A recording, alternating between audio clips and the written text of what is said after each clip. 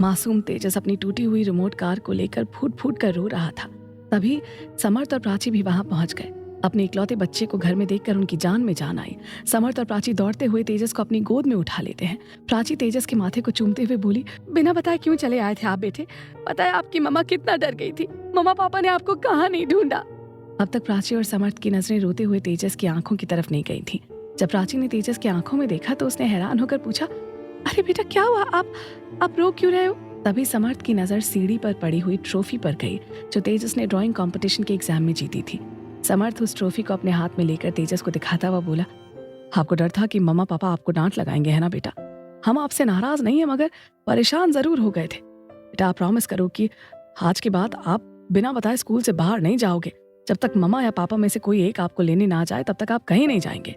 समर्थ trophy की तरफ देखकर बोला, वैसे आज नाराज होने वाली बात ही नहीं है। मेरे शेर बच्चे ने फर्स्ट प्राइज जीता है स्कूल में। हाँ, मगर तेजस पर समर्थ की बातों का कोई असर नहीं हो रहा था। वो लगातार फूट फूट कर रो रहा था।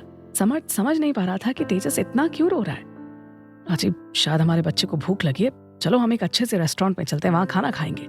मगर अभी भी तेजस लगातार रोए जा रहा था। समर्थ की समझ में कुछ नहीं आ रहा था कि उसका बच्चा क्यों रो रहा है। पर प्राची अच्छी तरह समझ चुकी थी क्योंकि उसकी नजर तेजस के हाथों पर चली गई थी। उसकी नज़र उस टूटी हुई रिमोट कार पर पड़ चुकी थी जो उसने और समर्थ ने तेजस के 7th बर्थडे पर प्रेजेंट किया था। प्राची को पता था कि उस रिमोट कार में तेजस की जान बसती है। प्राची बोली, सॉरी बेटा, आपकी रिमोट कार टूट गई, आप इसीलिए अपसेट है ना? पर कोई बात नहीं, हम आपको ऐसी ही एक और रिमोट कार दिलवाएंगे। तेजस रोती हुई आवाज में बोला, नहीं मम्मा, मुझे नई कार नहीं चाहिए, मुझे तो यही चाहिए। मेरी कार किसने तोड़ी? मैंने तो इसे बहुत संभाल कर अपने कमरे में रखा था कि ये बाहर कैसे आ गई मम्मा? मासूम तेजस के सवालों ने समर्थ और प्राची के चेहरे पर उदासी की झलक दिखा दी थी। समर्थ और प्राची के पास तेजस के किसी भी सवाल का कोई जवाब नहीं था। वो कहते भी तो क्या कहते कि उसके पापा की जॉब चली गई, इसलिए उसके घर ने घर से बाहर सामान को फेंकवा दिया। अगर कह देते तो उस छोटे से मासूम को क्या समझ में आता। इससे पहले कि प्राची तेजस को समझाने की कोशिश करती, तेजस फिर से अपनी रोती हुई आवाज में प्राची से बोला, मम्मा, जब मैं घर के सामान को तोड़ फोड़ देता था या फेंक देता था तो आप मुझे पनिशमेंट देती थी ना। फिर जिसने भी मेरी रिमोट कार तोड़ी, आप उसे पनिशमेंट क्यों नहीं दे रही? प्राची बोली, इसलिए बेटा क्योंकि जब आप गलती करते थे तो मैं आपको पनिशमेंट देती थी, मगर जब खुद ही की गलती हो तो मैं अपने आप को पनिशमेंट कैसे दे सकती हूँ? हाँ? ये सुनकर समर्थ हैरान नजरों से प्राची की तरफ देख रहा था। प्राची ने अपनी पलकें झपकाकर समर्थ को इशारा किया कि वो तेजस को शांत करने की कोशिश कर रही है। प्राची ने जो सवाल तेजस के सामने किया था उसे सुनकर तेजस भी हैरान था। उसने हैरान शब्दों में अपनी मम्मा से पूछा, इसका मतलब मेरी रिमोट कार आपने तोड़ी है? प्राची ने अपने कान पकड़कर बोला, सॉरी बेटा, आपकी कार मुझसे टूट गई पर मैंने जानबूझकर नहीं तोड़ी बेटा। वो क्या है ना, हम नए घर में शिफ्ट हो रहे हैं और सारा सामान पैक करके गाड़ी में रखना था। मैं आपकी रिमोट कार भी बहुत सावधानी से रख रही थी, मगर सीढ़ियों से उतरते वक्त मेरे पैर लड़खड़ा गए और आपकी रिमोट कार नीचे गिरकर टूट गई। आई एम सो सॉरी बेटा। नए घर का नाम सुनकर तेजस के दिमाग से रिमोट कार वाली बात थोड़ी देर के लिए ही सही पर हट गई थी और उसे अब नया मुद्दा मिल गया था। उसने प्राची से बोला, नया घर? पर क्यों मम्मा, हमारा ये घर भी तो बहुत सुंदर है।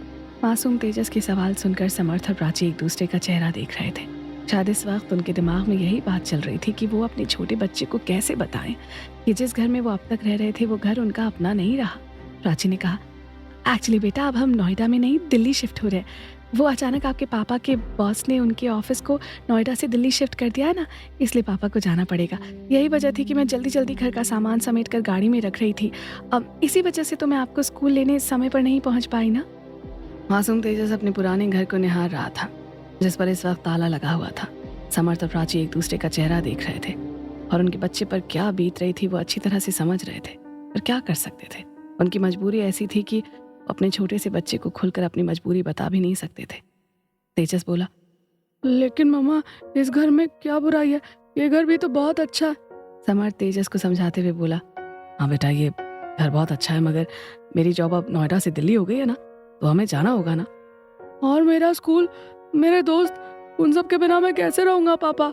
समर्थ मुस्कुराते हुए बोला, कोई बात नहीं बेटा, आप अपने दोस्तों से संडे को बात कीजिएगा, वीडियो कॉलिंग पर उन्हें देख लीजिएगा, और अगर फिर भी आपका मन ना माने तो हम संडेज को आपके फ्रेंड से मिलने यहाँ नोएडा आएंगे ना। वैसे दिल्ली में जिस स्कूल में आपका एडमिशन होगा वहाँ भी तो आपके नए फ्रेंड्स बनेंगे ना। तेजस का मन अब भी नए घर के सफर पर जाने के लिए तैयार नहीं था। फिर समर्थ ने तेजस को बताया कि वो जिस घर में जा रहे हैं उस घर के आसपास बहुत बड़े बड़े malls, water park, garden, parks, घूमने की काफ़ी अच्छी जगह हैं, नोएडा से भी अच्छी। और आपको पता है बेटा, हमारा नया घर तो बहुत ही खूबसूरत है, काफ़ी बड़ा और सुंदर है। समर्थ की बातों ने तेजस का दिल जीत लिया था और वो नए घर में शिफ्ट होने के लिए तैयार हो गया था। सच पापा, तब तो मैं रोज ही मम्मा के साथ घूमने जाया करूंगा। प्राची और समर्थ एक दूसरे का चेहरा मायूसी से देख रहे थे, मगर तेजस के लिए उनके चेहरे पर बनावटी मुस्कान थी। प्राची ने कहा, हाँ बेटा, अब चलो पहले हम एक अच्छे से रेस्टोरेंट में जाकर खाना खाते हैं, फिर हमारे नए घर के सफर पर निकलेंगे।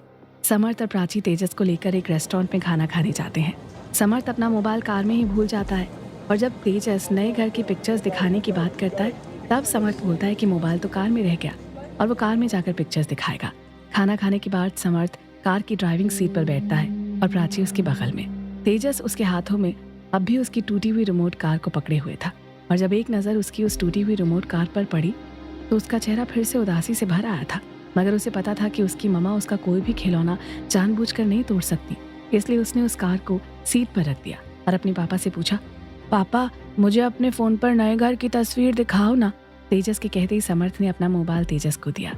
तेजस ने जब मोबाइल पर उस तस्वीर को देखा तो एक पल के लिए वो भी उस तस्वीर में खो गया। वो तस्वीर की स्क्रीन को बड़ा करके बड़े गौर से देख रहा था। उसने उस तस्वीर में किसी की काली छाया देखी जो काफी डरावनी नजर आ रही थी।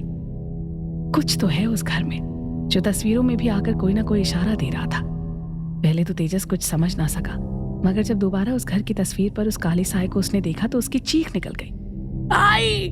तेजस की तेज चीख ने समर्थ और प्राची को डरा दिया और इस बीच समर्थ की कार का बैलेंस बिगड़ गया और कार किसी चीज से जाकर टकराई। उस टकराव के साथ जोरदार आवाज हुई, धड़ाक! क्या है राज उस काले साए का जो नजर आ रहा है प्राची और तेजस को? उठेगा इस राज से पर्दा। सुनते रहें